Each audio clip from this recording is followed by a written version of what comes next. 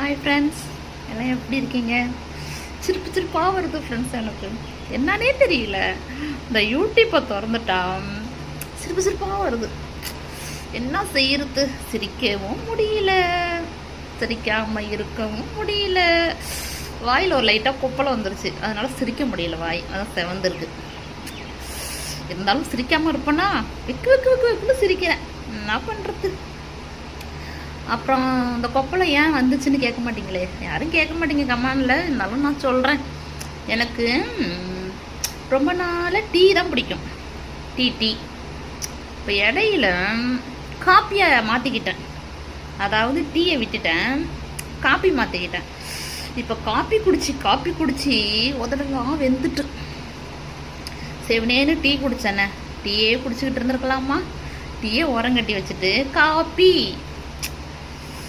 காப்பினா பால் காய்ச்சி காப்பி தூள் கொட்டி சீனி போட்டு குடிக்கிறோம்ல, அந்த காப்பி குடிச்சு வாயெல்லாம் புண்ணாக போச்சு. அதனால ஒரு கொப்பளம் இருக்கு.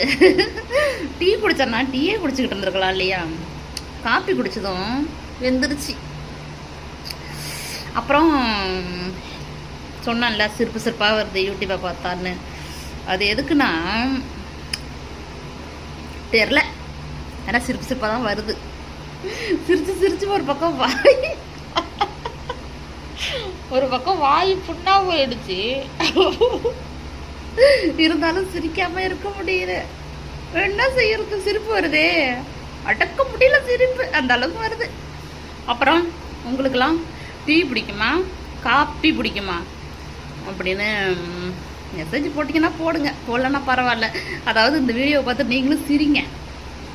யாராருக்கெல்லாம் டீ பிடிக்கும், யாராருக்கெல்லாம் காப்பி பிடிக்கும் அப்படின்னு சொல்லுங்க கமெண்ட்ல. ஐயோ ஆண்டவா, என்ன செய்யறது? இறைவன் படைத்தது சிரிப்பு தானே வருது.